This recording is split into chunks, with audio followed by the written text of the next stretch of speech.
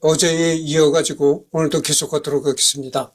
오전에는 내가 요 가까운 도시로 나가가지고 이발을 했습니다. 머리를 짧게 깎았죠.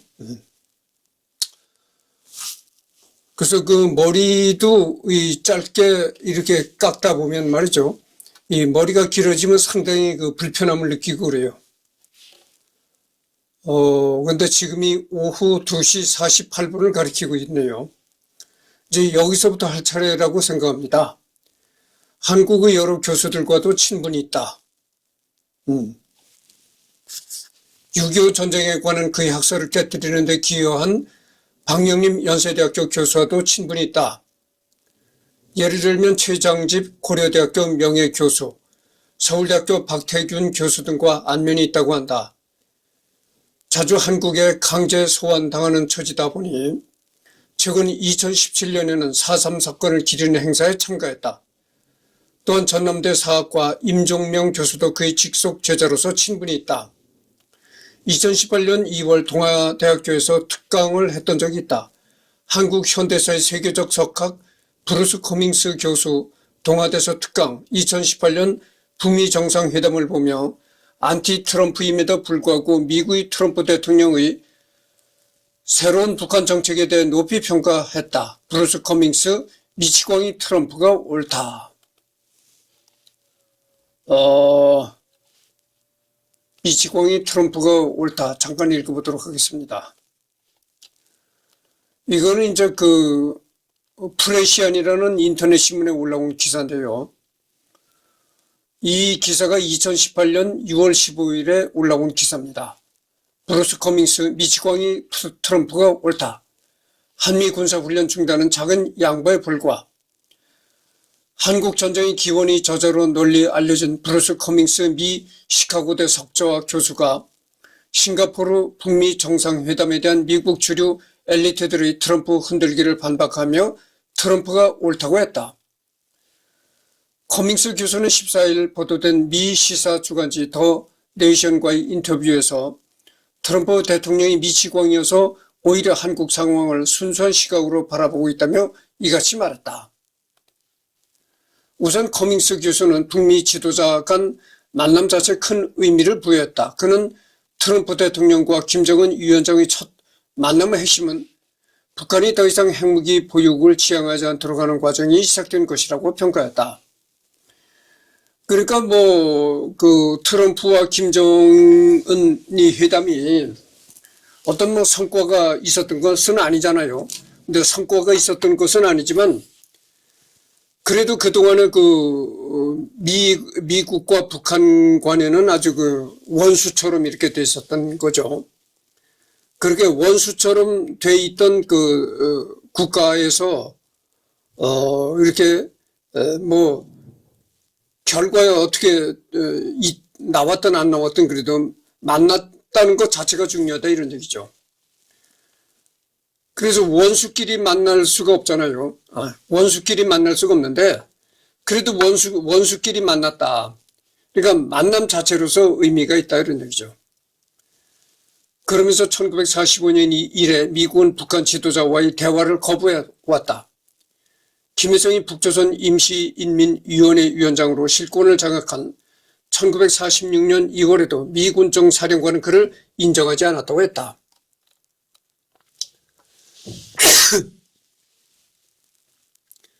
이어 커밍스 교수는 한미연합 군사훈련 중단을 시사한 트럼프 대통령에게 쏟아지는 워싱턴 주리 비난에 지난 1994년 빌 클린턴 대통령도 북한에 대한 양보 조치의 일환으로 군사훈련을 중단한 적이 있다고 반박했다.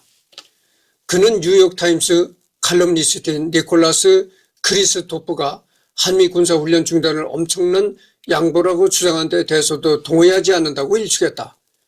커밍스 교수는 수만 명의 한미 병력을 동원한 대규모 군사훈련을 실시하는 유일한 나라가 한국이라며 펜타곤은 군사훈련 중단이 탐탁지 않겠지만 이는 아주 작은 양보에 불과하다고 했다. 그래서 이 미군의 수만 명의 미군의 병력을 동원하고 그 미군의 병력을 동원한 그런 것과 한국군이 이렇게 협력해서 군사훈련을 벌인다는 것은 세계에서 유일한 나라라는 거죠. 그러니까 미군을 끌어들여서 이렇게 대규모 군사훈련을 하는 나라는 이 지구상에 한국뿐이 없다. 이런 얘기입니다. 트럼프 대통령이 한미연합 군사훈련을 도발적이라고 표현한 데 대해서도 커밍스 교수는 역대 어떤 대통령도 그런 표현을 하지 않았지만 트럼프 대통령이 말이 옳다고 거들었다.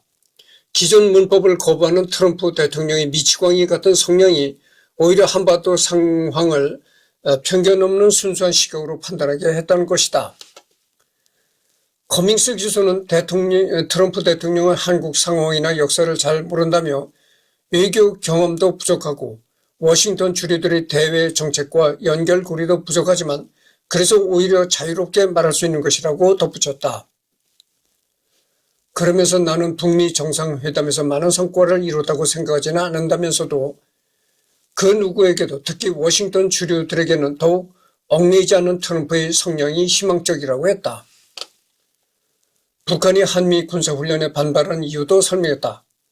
커밍스 교수는 워게임이라는 건 북한 체제를 끝장내는 게임이라며 원산항을 통해 해병들을 침투시켜 북한 정권 전복시키는 훈련을 한다고 예를 들었다. 또한 오바마 대통령은 미 전략자산인 B-52를 띄워 모의 핵공습 훈련까지 했다며 이런 훈련이 북한에게는 매우 위협적이었음에도 그 어떤 미국 대통령도 이를 도발적이라고 말하지 않았다고 했다. 이런 말을 하는 거 보면은 말이죠. 커밍스 교수는 우리나라식으로 평가한다면은 미국의 좌파라고 할 수가 있겠죠. 미국의 좌파다. 이렇게 말할 수가 있을 것입니다. 이어 커밍스 교수는 김정은 위원장은 군사훈련 중단과 미국과의 관계 정상화, 평화협정 체결을 원할 것이라고 했다. 그러면서 연간 10억 달러에서 20억 달러 정도 규모의 경제 지원도 원할 것이라며 하지만 이는 북한이 비핵화하는 것에 비하면 얼마 되지 않은 것이라고 했다. 커밍스 교수는 북한이 완전한 한반도 비핵화를 원하더라도 미국의 핵전력 때문에 북한을 만족시킬 수는 없겠지만 미국 최고의 전문가들이 요구해 온 것, 즉 핵미사일 실험 중단을 북한은 이미 지난해 11월부터 시행하고 있다고 했다. 그는 이어 김정은 위원장은 북한이 덩샤오핑이 되기를 원하는 것 같다며 덩샤오핑이 중국을 근본적으로 개혁해서 매년 두 자릿수 성장 발판을 놓았던 것처럼 북한이 바라는 것도 그것이라고 했다. 커밍스 교수는 베트남 모델이든 중국 모델이든 국가 개입과 공산당 체제 하에서도 시장 원리를 통해 급속도로 성장한 모델들이 북한에 영향을 미칠 것이라고 덧붙였다. 그럼 그게 어떻게 됐습니까? 커밍스의 교수의 말이 잘못된 얘기죠. 그래서 김정은이가 트럼프와 회담을 했지만 북한이 개방이 됐습니까? 도로 나무아미 타블로 도로 된 거죠. 그래서 2018년 남북 정상회담과 북미 정상회담이 진행되었을 당시 미국의 데모크라시 나우에 출연해 한국 전쟁 당시 미군의 폭격에 대해 이야기했다. 한국 전쟁 당시 미군의 폭격, 산해폭탄을 투하는 미군 폭격기, 목표에 융단 폭격을 가는 B-29 폭격기. 이 문서는 6.25 전쟁 당시 미군이 한반도에서 수행한 전략 폭격을 정리한 문서다. 6.25 전쟁 당시 미군은 북한 지역을 포함한 한반도 전역에 전략 폭격을 시행하였다. 미군은 압도적인 제공권을 바탕으로 북한 후방의 군수 기지를 직접 타격하여 조선인민군의 보급선을 끊고자 하였고 폭격 개시 이후 한 달이 채 지나지 않아 하나를 제외한 모든 전략 목표를 파괴함으로써 성공적으로 작전을 완수하였다. 그러나 미국의 자신감과 미군 사령부의 의도에도 불구하고 전쟁이 지속되면서 북한 지역에 많은 인명 및 재산 피해를 나기도 했다. 한국 전쟁기 미군은 북한 지역에 무려 63만 5천 톤의 폭탄을 투하하였다. 이는 태평양 전쟁 시기 연합군이 태평양 전역에 투하했던 60만 톤의 폭탄을 상회하며 일본 제국 본토에 투하된 16만 톤의 4배에 달한다. 또한 이는 제2차 세계대전 시기 유럽 전역에 전체에 투하되었던 160만 톤의 폭탄이 40%에 달하는 수치이기도 하다. 이런 극단적인 폭격은 북한 지역의 산업 영역의 80%를 파괴하였으며 한국 전쟁 이후 북한 지역에서 기형적인 수준의 반미주의가 깊게 뿌리내리는 원인이 되었을 뿐만 아니라 김일성의 권력을 본의 아니게 강화하였다. 그래서 6.25 때 낙동강까지 후퇴했었잖아요. 그래서 이 낙동강에서 이제 교두보를 확 이루고 낙동강에서 이제 북한의 인민군과 이렇게 남한 군대와 이렇게 미군이 협력해서 북한 군대와 이제 싸웠던 것이죠. 그렇게 모든 국토를 다 뺏기고 낙동강과 부산만 남았는데 그러니까 어떻게 되겠어요? 거의 다 망했다고 볼 수가 있잖아요. 그렇게 모든 국토를 다 뺏기고 낙동강과 이제 부산만 남아있는 그런 상황에서도 이 미군기가 북한 깊숙이 들어가가지고 함경북도라든지 함경남도 이런 데를 아주 맹폭을 가는 겁니다. 그래가지고 이 북한 정권이 이 김일성이를 비롯한 북한 정권이 굉장히 아주 상심했다는 거예요. 분명히 전투는 이기고 있는데 그렇잖아요. 모든 남한의 국토를 다 뺏었고 낙동강하고 부산만 남아있는데 그렇게 전투는 이기고 있는데 미군 폭격기는 계속 날아와서 평양이네 평안도 함경도를 계속 맹폭격을 가하거든. 그러니까 이것이 실제 이기는 전쟁인가? 여기에 대한 회의감을 갖게 했다는 것이죠. 너무나 맹폭을 가니까 이건 계속 전쟁은 이기고 있는데 그러게 후방 깊숙이 날아와서 아주 맹폭을 간다 이거죠. 그래서 이기면서도 안심할 수 없는 그런 마음의 어떤 그림자 같은 것을 남겼다 이런 얘기입니다. 그래서 이 미국은 이 전쟁을 벌이면 말이죠. 우선 제공권을 확보합니다. 하늘의 제공권. 하여튼 그게 첫 번째 미군은. 그래가지고 하늘에서 엄청난 폭격을 들이대는 겁니다. 그래서 북한에 얼마나 많은 그 폭탄을 투하했냐면은 63만 5천 톤의 폭탄을 투하했다는 거잖아요. 이게 2차 대전 때 일본에 투하했던 총폭탄이 60만 톤을 투하했다는 거죠. 미국이 동경 이런 데에 투하했던 폭탄이 60만 톤을 투하했는데 6.25 때는 그보다도 더 많은 63만 5천 톤을 북한 지역에다 이제 아주 새카맣게 융단 폭격을 가했다 이런 얘기죠.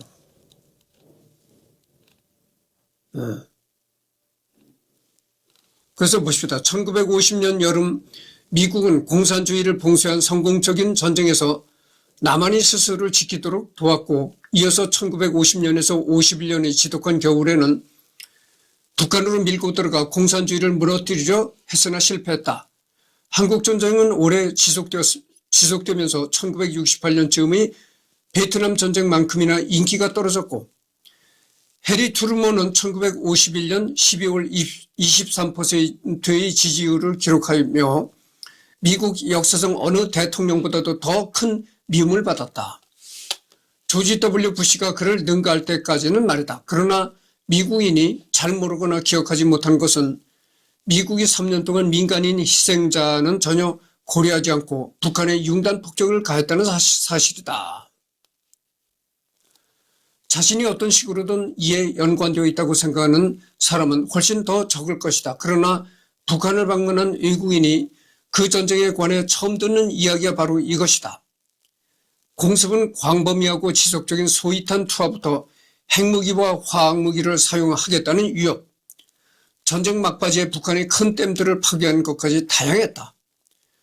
북한이 전쟁 발발 며칠 만에 미국의 제공권을 잃은 제3세계에서의 작은 나라였다는 사실을 제외하면 북한 공습은 일본과 독일에 맞선 공중전을 더 정교히 다듬어 운용한 것이었다. 그러니까 이 6.25 전쟁을 보면 말이죠. 북한은 이 육군은 강해가지고, 내려 밀어가지고 이제 낙동강과 부산만 제외하고는 다 뺏었는데 이 공군이 약했다 이거죠. 공군. 그리고 또 공군이 약하고 해군이 약하고.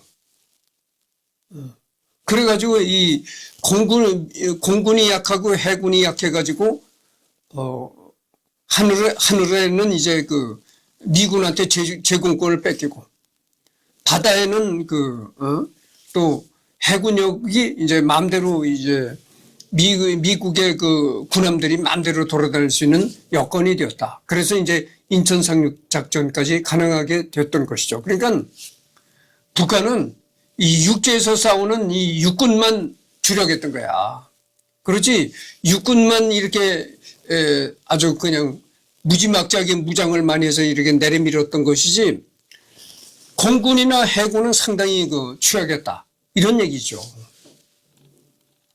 개전과 정밀 폭격, 무차별 폭격, 귀관들은 관할 지역에서 모든 주민들의 이동을 통제할 완벽한 권한을 가진다. 아울러 그들에 대해 발사 및 폭격의 권한을 가진다. 미8군 사령부의 명령문. 1950년 10월 말 중공군이 참전하게 되면서 유엔군은 공중폭격 정책을 과감히 수정하여 기존과는 완전히 다른 노선을 전면적으로 채택했다. 그렇게 된 것이 초토화 정책에 기반한 무차별 폭격이다. 무차별 폭격해라 이거죠. 아주. 그러니까 뭐 어떤 목표물만 쪽집게로 이렇게 폭격하는 것이 아니고 전 북한 땅을 아주 그냥 융단 폭격으로 무차별 폭격을 한다 이거죠. 거기다가 이제 이렇게 엄청난 폭격을 가했으니까 그야말로 이 북한 땅이 뭐 나만 한 게 뭐 있겠어요. 그러니까 김일성이가 참 젊은 그 혈기에 전쟁을 일으켰다가 간이 쪼그라들어서 이제 아주 간땡이가 새카맣게 된 거죠. 김일성이가. 네이팜탄 폭격 1951년 5월 10일 북한에다가 이 네이팜탄으로 폭격을 가는 겁니다. 이 네이팜탄을 하나 떠뜨리면은 불이 확 붙는데 그 불을 도저히 끌 수가 없는 겁니다. 그렇게 화력이 아주 여러분들 그 화력이 신나라는 거 아시잖아요. 신나가 얼마나 불을 확 번지게 합니까? 이 신나보다도 더 강한 거라니까. 그러니까 뭐 네이팜탄 하나만 떨고 버리면 다 네이팜탄이 떨어진 그 주변으로 다 사람이 새카맣게 타 죽는 겁니다. 네. 여기 보잖아요. 네이팜탄에 의해 다친 사람들. 1951년 4월. 네이팜탄이 떨어져가지고 이렇게 화상을 입고 이렇게 다친 사람들이다 이거죠. 원래 지금은 국제적으로 네이팜탄을 사용하지 못하게 되어 있습니다. 지금 핵을 사용하지 못하게 되어 있잖아요. 그런 식으로 이 네이팜탄도 사용하지 못하게 되어 있습니다. 원래는. 근데 워낙 싸움이 격해지다 보니까 자유주의와 공산주의 싸움이 워낙 격해지다 보니까 법이건 나발이고 규정이건 뭐고 다 이제 써먹을 건 다 써먹는 거죠. 네이팜탄. 한국 전쟁 당시 미군의 네이팜탄 사용량, 한국 압력 전략, 의의와 한계. 전장에서의 전술적인 작전은 전장 너머 근거지에 대한 동시다발적인 차단, 파괴 공작 없이는 완전한 효율을 낼 수 없습니다. 공군력을 제대로 이용하는 방법은 적의 근거지에서 모든 종류의 탄약, 총기, 장비 운송 흐름을 차단하는 것입니다. 미 합중국 공군 극동사령부는 당신과 당신 지휘부의 모든 구성원들이 자랑스러워할 만한 새로운 역사를 썼다. 미군은 전략폭격을 통해 북한의 군수생산 능력 파괴라는 당초의 목표를 초과 달성하였다. 전략폭격을 개시한 지 한 달 만에 북한 전역이 초토화되었으며 전쟁 지속에 필요한 공업 능력은 밑바닥으로 떨어졌다. 원산 폭격으로 원산의 대규모 석유 정제소의 가동이 멈추고 라진항의 해상 연료 저장고가 신형 전략 폭격기 B-29에 파괴되면서 조선인민군은 제2차 세계대전 후기 독일 국방군처럼 만성적인 연료 부족에 시달렸다. 평양에서는 소형 무기 탄약, 돌격소총 등을 생산하는 병기창이 파괴되었으며 중국과 소련으로 텅스텐과 고품질 강철을 수출하던 공장 역시 문을 닫아야 했다. 평양에서 동해안까지 이어져 북한군의 전략적 재배치에 중요한 역할을 하던 철도 역시 파괴되었다. 지금 만약에 그 전쟁이 일어나면은 북한과 대한민국이 전쟁이 일어나면은 만약에 김정은이가 핵을 쓰지 않고 그냥 전쟁을 벌인다고 하면 뻔할 뻔합니다. 이 대한민국이 승리할 수밖에 없는 거예요.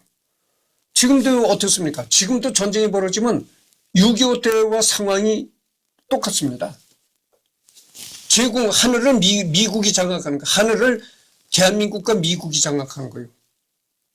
지금 대한민국의 최첨단 그 스텔스기가 뭐 F-35인지 그게 그 미국에서 들여온 그 F-35가 뭐 40대인지 뭐 이렇게 있다고 하잖아요. 그것뿐입니까? 그러니까 지금도 전쟁이 벌어졌다면 완전히 하늘은 미국과 대한민국이 장악한 거야. 그 외에도 미국에는 지금 뭐 F-22 뭐 랩터라든가 이런 거 지금 6세대기라고 하잖아요. 최첨단 6세대기가 북한 전역을 휘젓고 날아다닐 텐데 그걸 대항할 길이 없는 겁니다. 소련이 도와줘? 소련 뭐 수호이 뭐 27이라든가 이렇게 소련에도 이 스텔스기가 있어요. 있지만 미국의 그 미국 공군에다 대면 아무것도 아니다 그죠. 그러니까 지금에도 전쟁이 일어난다면 완전히 제공권은 미국이 장악하는 겁니다. 그러니까 뭐 제공권은 미국과 대한민국이 장악을 하니까 마음 놓고 마음 놓고 날아다니면서 아주 초토화를 시킨 거야. 그래서 여태 그 6.25 때 말이죠. 원산 폭격이 굉장히 유명했던 것입니다. 그래서 그 원산 폭격, 과거 한국 군대에서 발생했던 가혹 행위에 대한 내용은 원산 폭격 문서를 참고하십시오. 그래서 뭐 여러분 군대에서 그 원산 폭격이라는 그 체벌도 가잖아요. 그만큼 이 6.25 때 원산 폭격이 엄청났었다 이거죠. 그야말로 원산이란 북한의 원산이 아주 그냥 뭐가 남아나겠어요. 아주 하늘에서 이 폭탄이 새카맣게 떨어지는데 이 전투기가 아주 새카맣게 하늘을 가리고 폭격을 가는데 그놈의 원산이 어떻게 되겠습니까? 여기 나오잖아요. 6.25 전쟁 때 원산 시해에 대해 미군, 대한민국 국군, 유엔군이 시행한 대규모 폭격을 받고 있는 원산시. 그리고 또 이제 이 뭐 공군뿐만이 아니고 전쟁이 뭘로 합니까? 무기로만 전쟁을 하는 것이 아니고 전쟁도 돈이 있어야 하는 겁니다. 그래서 경제력이 탄탄한 쪽이 이기는 거예요. 그래서 지금 김정은이가 핵을 안 쓰고 전쟁을 한다면 김정은이는 대한민국을 절대 이길 수가 없습니다. 김정은이가 뭐 돈이 있나요? 돈이 있어야 전쟁을 하는 거예요. 돈 없으면 전쟁을 못 하는 거예요. 여러분들 그 김정은이가 전쟁을 벌였다가 전쟁을 2, 3일 내로 끝내버린다. 그러면은 돈이 없어도 전쟁을 할 수가 있어요. 2, 3일 내로 끝낸다. 그렇지 않고 뭐 2년이고 3년이고 이렇게 전쟁이 오래 가면요. 돈 없는 놈이 지는 겁니다. 그렇잖아요. 근데 전쟁이라는 걸 한 번 이렇게 벌려놓으면 전쟁이라는 게 한 번 벌어지면 2, 3일 내로 전쟁이 끝날 수는 없는 겁니다. 지금 러우 전쟁을 보십시오. 벌써 4년째로 접어들고 있잖아요. 지금 25분이 경고했는데 조금 더 해야 되겠습니다. 미의 함정은 원산을 밤낮 없이 폭격했다. 그러니까 원산 폭격이 이게 굉장히 무시무시했던 거야. 아주 밤과 낮 가리지 않고 그냥 24시간 그렇게 전투기가 사카맣게 떠서 폭격을 가니 그러면 원산이 배견하겠어요. 하나의 도시를 두고 그토록 한포와 공중 폭격으로 두들겼던 사례는 아마도 그 어떤 역사에서도 찾을 수 없을 것이다. 원산에서는 길거리를 걸어 다닐 수가 없었다. 24시간 내내 어느 곳에도 잠을 잘 수가 없었다. 잠은 곧 죽음을 의미한다. 이게 이제 미국 해군 소장 올리버 스미스가 이런 얘기를 했다는 겁니다. 이게 이제 그 브루스 커밍스가 쓴 그 한국 전쟁의 기원 이런 책에 이 얘기가 나온다는 거죠. 그러니까 그 원산을 얼마나 폭격을 가했는지 이 세계의 역사상 그렇게 무시무시한 폭격을 한 예는 없었다고 합니다. 그러니까 세계 역사상 없던 그런 어마어마한 폭격이 원산 폭격이 집중되었다 이런 얘기죠.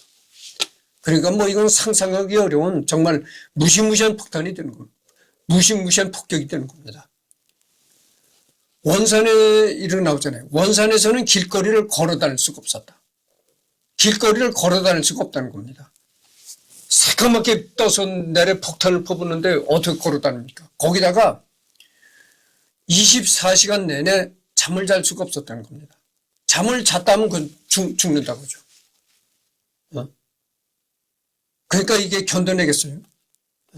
김일성이가 겁 없이 참 속된 말로 겁대가리 없이 전쟁을 일으켰다가 이때 많이 참 얼었을 것입니다. 아, 미국이 이렇게 무섭구나 정말. 그리고 이 김일성이가 지금 여러분 지금 30대라면 어떻게 되겠어요? 30대라면 청년 애들이잖아요. 애들 취급받는다고 지금은. 근데 김일성이가 6.25 일으켰을 때 김일성이가 나이가 30대였었다고 그러지. 그렇게 젊었을 애들 때에 김일성이가 앞뒤 안 재고 그냥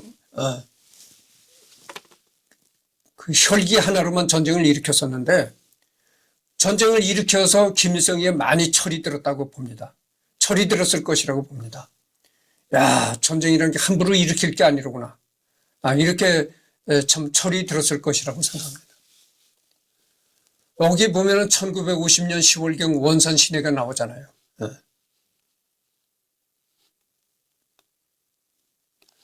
미군은 7월 6일과 13일 두 차례에 걸쳐 원산의 폭격을 감행했는데 그중 13일의 폭격은 가장 심한 것이었다. 미군이 그날 아침에 500톤의 폭탄을 구름 위에서 주택구역을 선택하여 투하한 결과 1249명이 희생되었다. 그 가운데 195명은 여성이었고 125명은 어린이였고 122명은 노인이었다. 조선일보에 이제 이런 기사가 나왔다는 겁니다. 그래서 그 종군 기자, 그 전쟁 때 이 전투를 쫓아다니면서 영상을 찍는 종군 기자들이 있거든요. 종군 기자들이 찍은 영상을 보면 얼마나 폭격을 들이대는지 한 번씩 그렇게 폭격을 시작했다면 미치는 사람들이 있다는 거예요. 폭격을 안 맞아도 막 정신이 미친다는 거예요. 미쳐서 날뛰는 사람들이 있다는 거예요.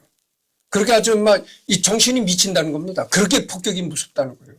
그래서 이 종군 기자가 찍은 이 영상을 보면은 어떤 그 젊은 엄마가 갓난 아기를 안고 이렇게 젖을 물리는데 그 엄마가 팔이 달아나고 목이 달아나서 그러니까 팔이 달아나고 목이 없는 엄마가 젖을 물리고 있는 그런 게 이제 나왔더라 이거지, 영상에.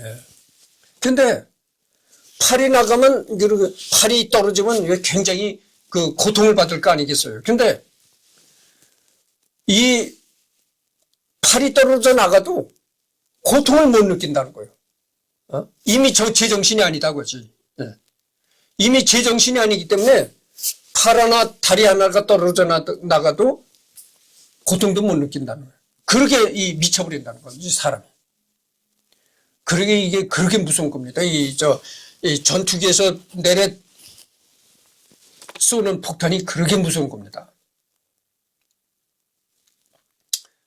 그래서 김일성이가 철없을 때 30대에 전쟁을 일으켰다가 많이 철이 들었을 것이라고 생각합니다. 지금도 똑같아요. 지금도 전쟁이 일어났다면 북에는 중공이 북에 지원하기로 걔네들도 이런 걸 조약을 맺었다고 했잖아. 근데 여기는 그런 게 없습니까? 지금도 여기 미군이 주둔하고 있는데 무서운 겁니다. 이 미국 함부로 우습게 봤다가는 무서운 거예요.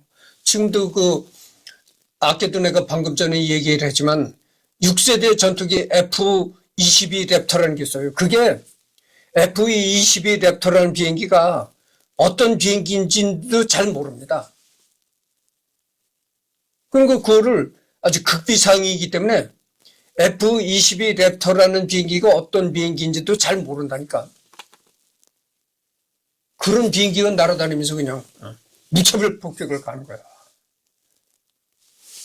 그래서 여기 중공에 지금 스텔스기, 러시아의 무슨 수호의 스텔스기, 이런 건 아무것도 아니라니까.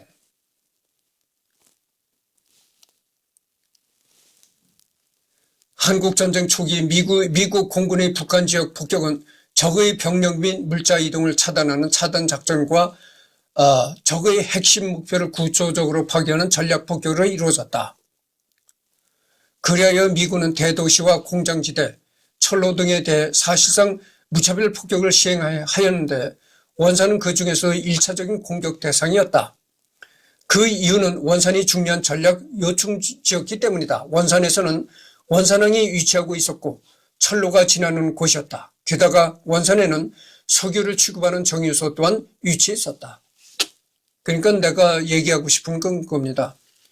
김정은이 이놈이 또 철없이 전쟁을 일으켰다 하면은 정말 이 김일성이 같이 된다니까. 김정은이 나이가 지금 한 40인지 41인지 그 정도 분이 안 됐을 거라고 생각하잖아요. 지금 41은 애들이라니까. 어린애야. 철없는 애들이라니까.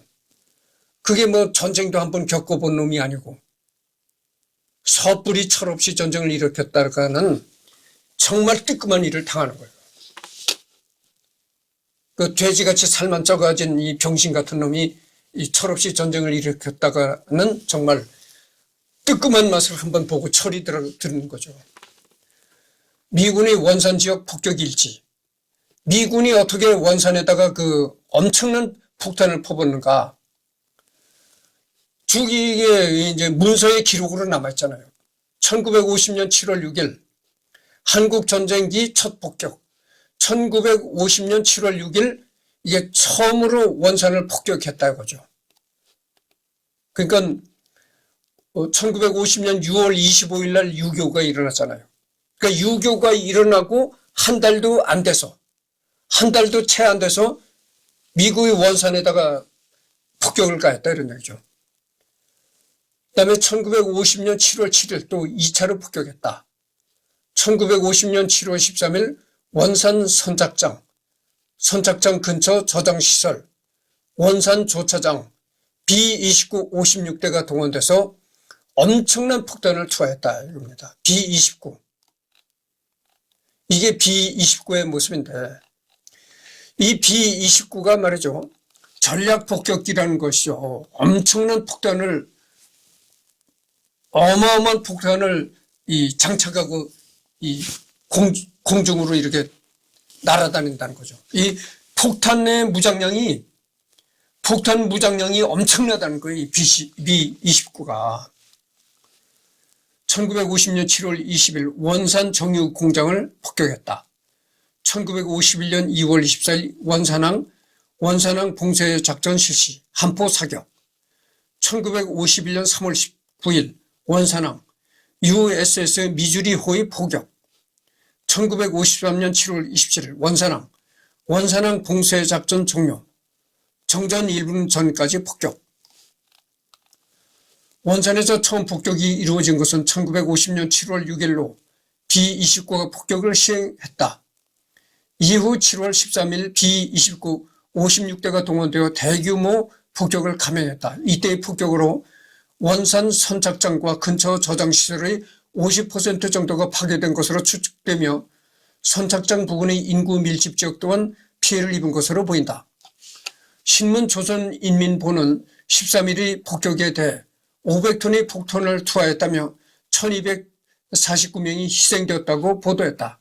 이에 북한 외무상 박헌영은 유엔 안전보장 이사회 의장 말리크에게 공식 항의 사원을 보내기까지 했다. 하지만 미국은 이 폭격의 성과를 만족하게 여겼고 7월 17일에는 가치 있는 폭격물을 찾기 어렵다는 이유로 폭격 대상에서 제외시키기로 했다. 이렇게 원산을 엄청난 폭격을 가해버리니까 며칠 폭격을 가하니까 그 다음에는 더 이상 폭격할 물건조차도 남아있지 않더라 이런 얘기죠. 그 완전 원산 시내가 완전 초토화된 거죠. 완전 제마당이 되었다 그죠. 더 이상 폭격할 물건이 없다는 이런 얘기예요. 그러니까 이제 1사 후퇴 이후 미군은 다시 북한 지역으로의 진격을 준비하였다. 하지만 이를 위해서는 군사작전을 지원할 요충지가 필요하였다. 원산은 그 요충지에 들어갔으며 이를 위해 미군은 1951년 2월 16일부터 원산항을 원천 봉쇄하였다. 물론 이 봉쇄 기간 동안에도 원산항을 비롯한 원산 지역에 계속된 폭격이 이어졌다.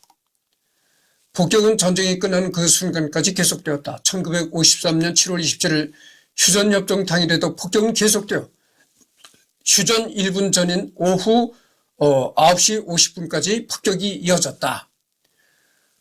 그래서 이제 휴전이 언제 됐냐면은 1953년 7월 27일에 이제 휴전이 되었거든요.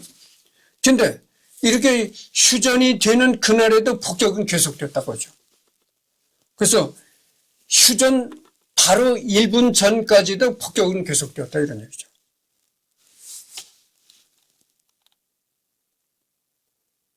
보세요. 1950년 여름에는 그래도 여기 원산의 모든 건물 이런 게 있잖아요. 그런데 폭격 후에 보세요. 1952년 항공에서 비행기에서 이제 찍은 영상인데 이걸 보세요. 이거 건물이 보입니까? 아무것도 안 보이잖아요. 그냥 이 모래밭 사막으로 보이잖아요. 평양 시내 건물이란 건물은 하나도 남아있지 않고 건물이 단 3채밖에 없었다고 할 정도였다. 이게 원산만 그런 것이 아니죠. 원산만 그런 것이 아니고 이 평양에도 엄청난 폭탄을 투하했다. 상상하기 어려운 폭탄을 밤낮 없이 퍼부었다고 하죠. 그래가지고 이 평양도 어마어마하게 다 이제 폭격으로 날아갔다 이거죠. 이 폭격으로 원산은 완전히 파괴되었다. 한국 전쟁 이전에 세워져 있던 항구, 조차장, 공장지대는 완전히 사라졌다. 시민들의 주거지역 또한 완전히 파괴되었다. 이때 경험을 토대로 원산역은 도심이 아닌 외곽에 위치해 있다. 이런 얘기입니다.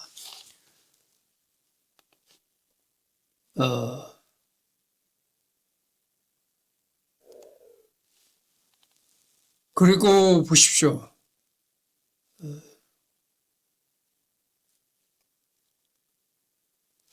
한 예로 1950년 7월 30일에 미 제22 및 제92 폭격전대의 B-29 중폭격기 47대가 흥남의 조선질소화학공장에 약 500톤의 폭탄을 투하하여 시설의 30%를 완전히 파괴하고 40%의 심각한 손상을 입혔다. 흥남 비료공장. 흥남 비료 공장도 엄청난 500톤의 폭탄을 투하해가지고 완전히 흥남 비료 공장을 망가뜨렸다. 미 합동참모본부는 전략 폭격기의 유용성을 확인하고 2대의 중폭격기 1000대를 추가로 지원하여 나머지 북한의 산업시설에 대한 폭격을 계속하도록 지시했다. 그래서 지금 40분을 경고했습니다.